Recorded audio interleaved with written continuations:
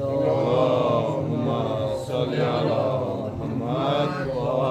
بالله من الشيطان اللعين الرجيم بسم الله الرحمن الرحيم الحمد لله رب العالمين والصلاة والسلام والتحية والإكرام على سيدنا ونبينا وشفيع ذنوبنا وطبيب نفوسنا رحمة للعالمين أبي القاسم مصطفى محمد اللهم صل على محمد وعلى أهل بيته الطيبين الطاهرين المعصومين المنتخبين المنتجبين لا سيما على بقية الله الأعظم روحي وأرواح العالمين لتراب مقدمه الفداء عجل الله تعالى فرجه الشريف وسهل الله تعالى مخرجه الشريف ولعنة الله على أعدائهم أجمعين من يومنا هذا إلى قيام يوم الدين.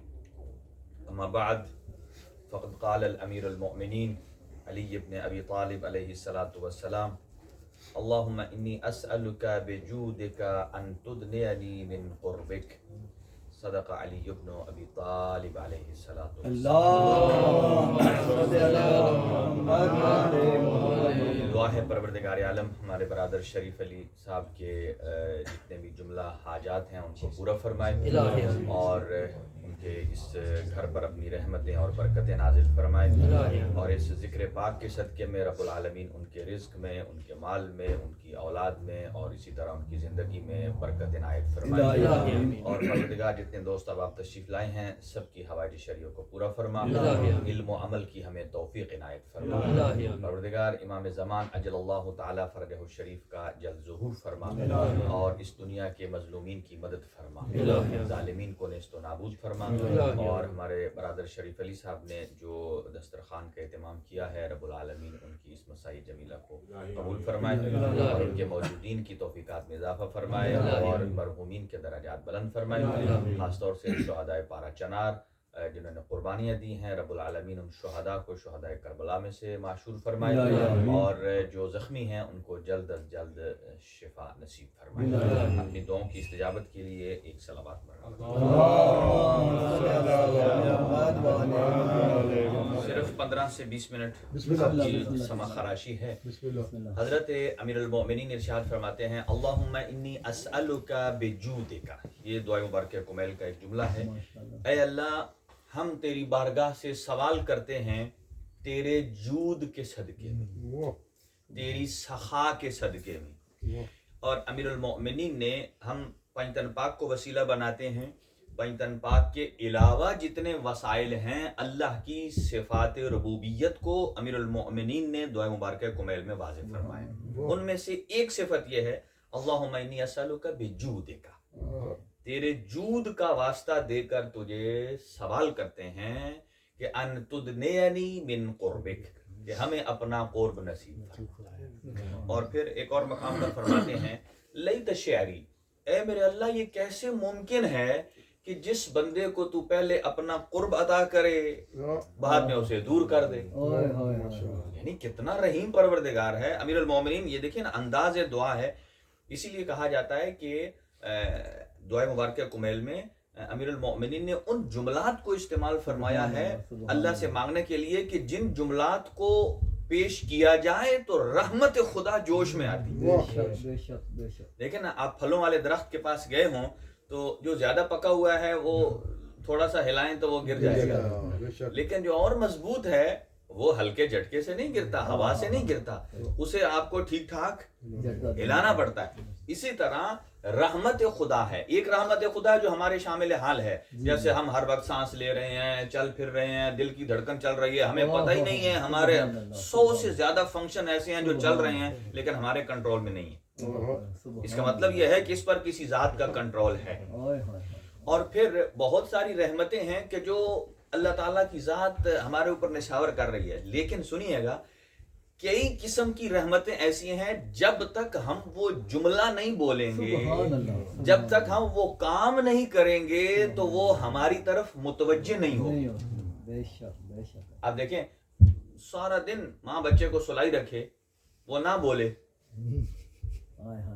تو ماں اسے دودھ نہیں دیتی ہے. لیکن دوسری طرف ایک اور بھی یاد رکھیے، اگر سارا دن جو روٹین ہے بچے کی بولنے کی، اگر اس روٹین پہ بھی نہ بولے، سارا دن چپ رہے، اب ماں کو ایک احساس خطر ہوتا ہے. ہاں جی، کیا ہے کہ یہ اتنے ٹائم پہ تو اسے بولنا چاہیے، نہیں بولا ہے.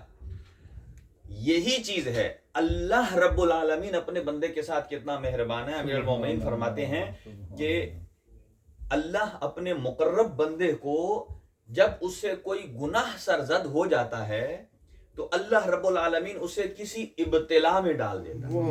سبحان اللہ. ہمارے یہاں ایک سوال یہ ہوتا ہے نا، ہم کرتے ہیں جی فلاں بندہ نہ نماز پڑھتا ہے، نہ روزہ، نہ مجلس میں آتا ہے، نہ ماتمداری، اللہ اس کو دیتا جا رہا ہے. اس کے بعد گاڑی بھی بڑی، گھر بھی بڑا، سارا کچھ. اور ہم جو 5 ٹائم نمازیں بھی، تہجد بھی، سب کچھ بھی، امام بارگاہ میں بھی، ٹائم پہ بھی، ہمیں اللہ نے کچھ نہیں دیا. ایسا ہی ہے. اب اس روایت کو سنیے گا.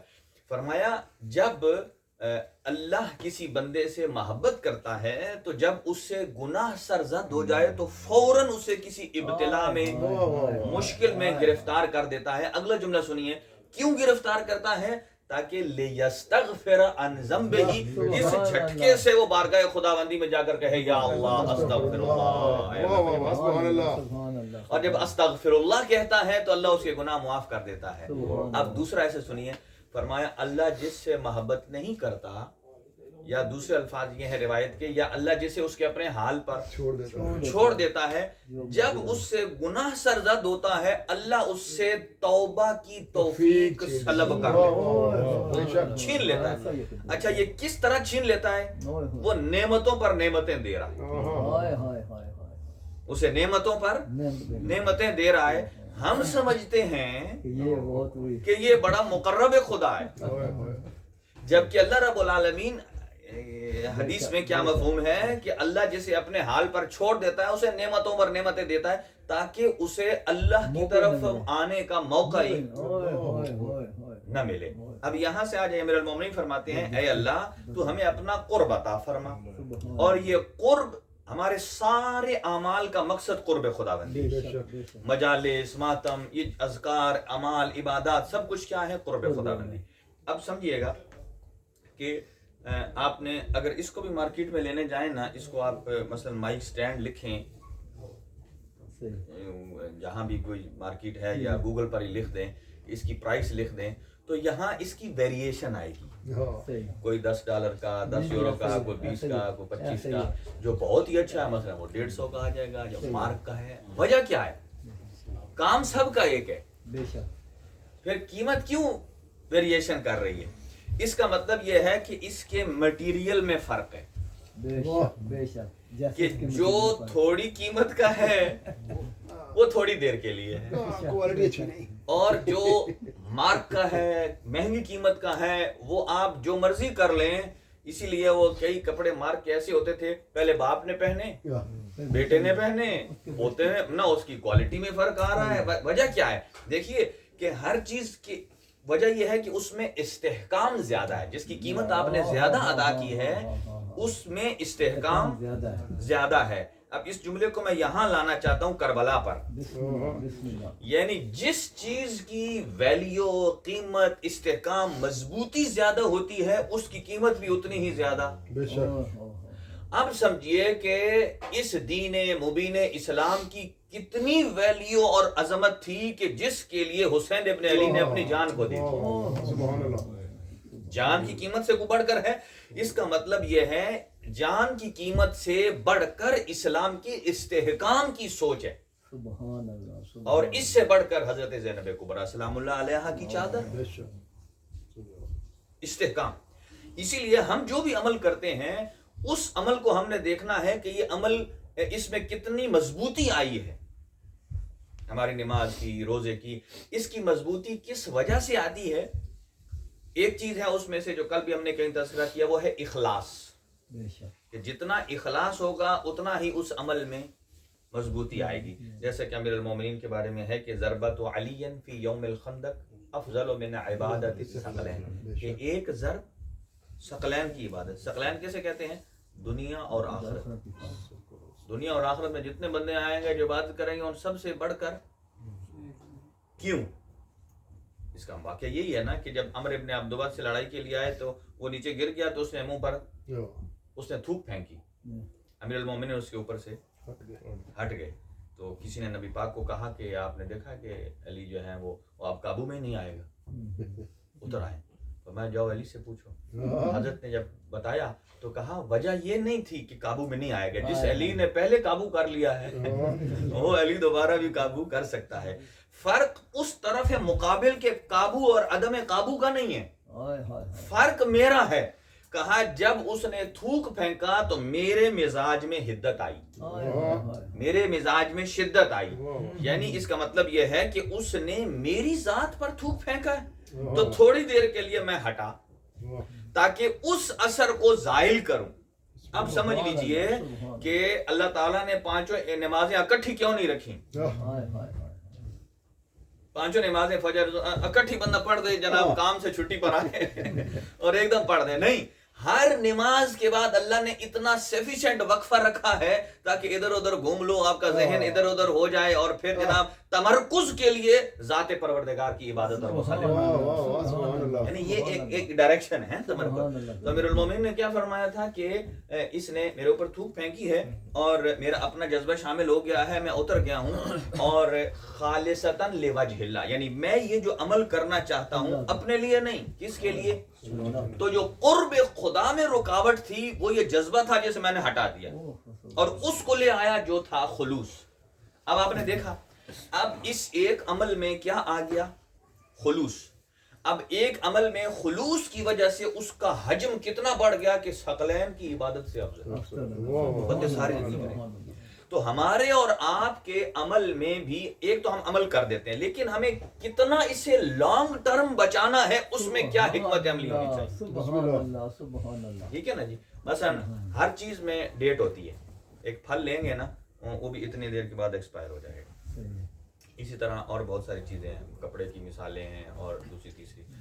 قرآن کیا فرماتا ہے, وَمَا عِندَ اللَّهِ خَيْرٌ وَبَاقٍ, جو اللہ کے پاس ہے وہ بہتر بھی ہے اور ہمیشہ باقی رہنے والا ہے. جو اللہ کے پاس ہے وہ بہتر بھی ہے ہم سے اور ہمیشہ باقی رہنے والا ہے. اب اگر ہم اپنے عمل کو باقی رکھنا چاہتے ہیں تو ہمیں اسے اللہ سے کنیکٹ کرنا پڑے. سبحان اللہ.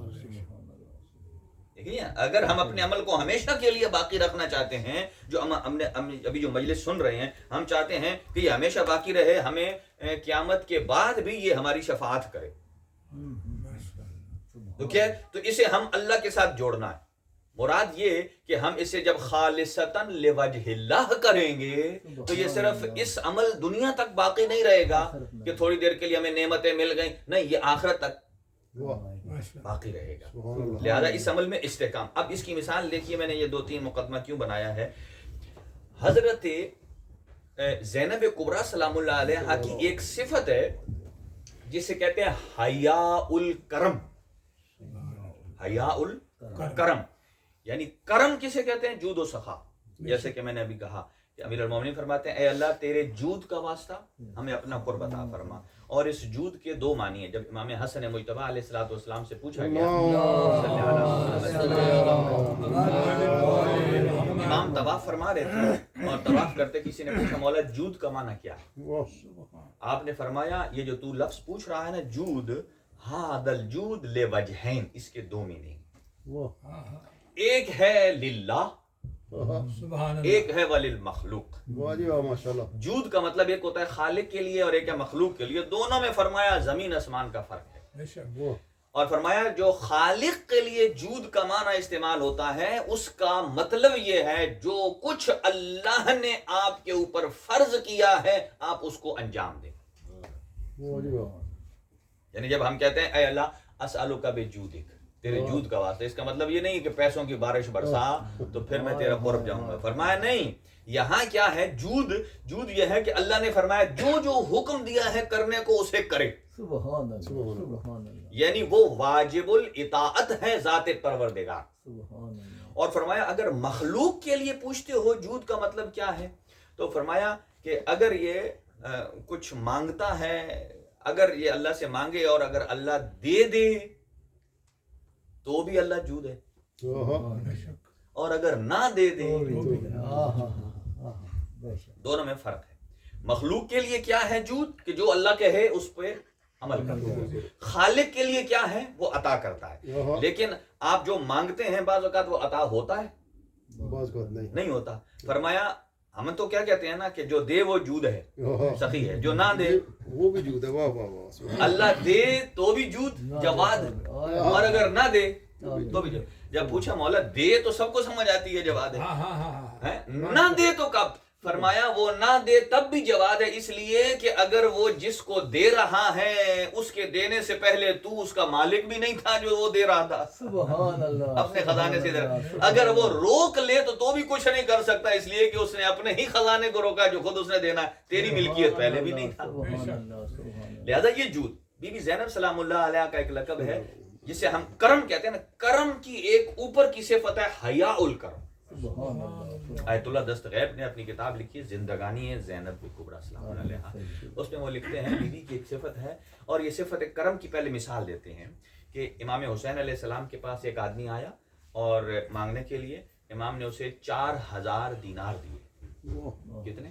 4000 دینار. اور جب دے رہے تھے نا تو دے کر اپنا منہ اپنے گھر کی طرف کر لیا, یعنی اپنے اس طرف نہ اس کو دے دیا.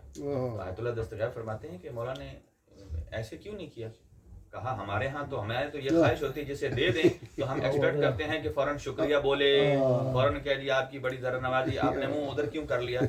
فرمایا عطا کرنا سخا ہے, جود ہے, اور منہ کو ادھر کرنا یہ حیاء الکرم. عطا کرنا کرم ہے اور منہ کو ادھر کرنا کہ یہ کرم کا حیا ہے کہ دینے کے بعد اس کی آنکھوں کی طرف دیکھے کہ وہ میرا شکریہ ادا کرے. دینے کے بعد بھی شرم کا احساس کرنا, اسے کہتے ہیں حیاء الکرم. اب اگلی جملہ سنیے, 7-8 منٹ اور ہیں, ذکر مصیبت کریں گے کہ جناب زینب کبریٰ سلام اللہ علیہ میں آیت اللہ دستغیب نے کہا یہ کیسے ہے. وہ فرماتے ہیں کہ اس کی حیاء الکرم کی 2 صفتیں ہیں. پہلی صفت کہ جتنا دے دیا اسے کم سمجھے, جو دیا ہے اسے زیادہ نہ سمجھے, کم سمجھے.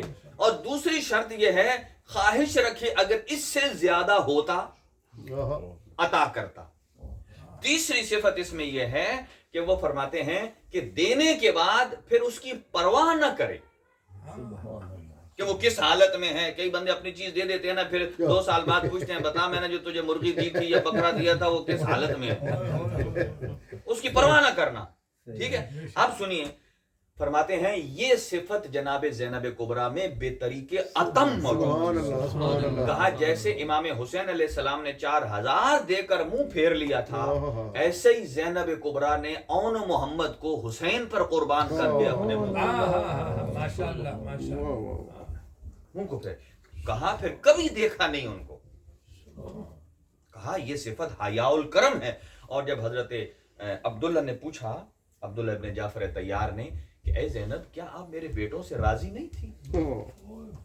کیا میرے بیٹوں سے راضی نہیں تھی کہ حسین در خیمہ پر لاشیں لے کر کھڑے رہے اور آپ نے وصول نہیں کیا؟ تو بی بی نے فرمایا اے حضرت عبداللہ میں بالکل راضی تھی, میں اپنے بچوں پر خوش ہوں. فرق یہ ہے کہ میرا حسین سے چونکہ مستقیم اور ڈائریکٹ تعلق تھا تو میں اس لیے نہیں آگے بڑھی کہ کہیں حسین ابن علی یہ محسوس نہ کریں, یعنی انہیں کہیں حیا اور شرم محسوس نہ ہو کہ میری بہن کے بچے قربان ہو گئے. اور پھر جب پوچھا کہ پھر اکبر کے زین سے زمین پر اترنے میں حسین سے پہلے آپ اکبر کے لاشے پر پہنچ گئے. کہا وہ بھی میرا ڈائریکٹ تعلق حسین سے تھا کہ میں نہیں چاہتی تھی, یہ چاہتی تھی کہ میں جاؤں اور اس سے میرے بھائی حسین کے دل پر تھوڑی مرہم آئے. بس عزادارو دیکھیں, ابھی یہ روایت جو ابھی میرے ذہن میں آئی ہے بہت کم پڑھا جاتا ہے. علی کی بیٹیوں میں کے لیے اس کربلا کے بن میں بڑی مشکلیں آئیں, بلکہ یہاں تک روایت کے الفاظ یہ ہیں کہ 50 جب اصحاب مارے گئے نا تو ہر صحابی کے آنے پر علی کی بیٹی نے گریہ کیا. اور جب اصحاب مارے گئے نا اور آل محمد کا پہلا شہید علی اکبر تھے, جب علی اکبر کا لاشا آیا تو بی بی اتنا گریہ کرتی تھی کہ بے ہوش ہو جاتی تھی. ابھی مکمل جی بھر کر گریہ نہیں کیا تھا، ادھر سے عباس کے بازو آ گئے۔ کہا ابھی عباس کے بازوؤں کو صحیح گریہ نہ کر سکی تھی تو قاسم کی پامال لاش آ گئی اور پہلی مصیبت بھول گئی۔ اور پھر کہا کہ جب حسین رخصت آخر کو آئے تو علی اصغر بھی بھول گیا۔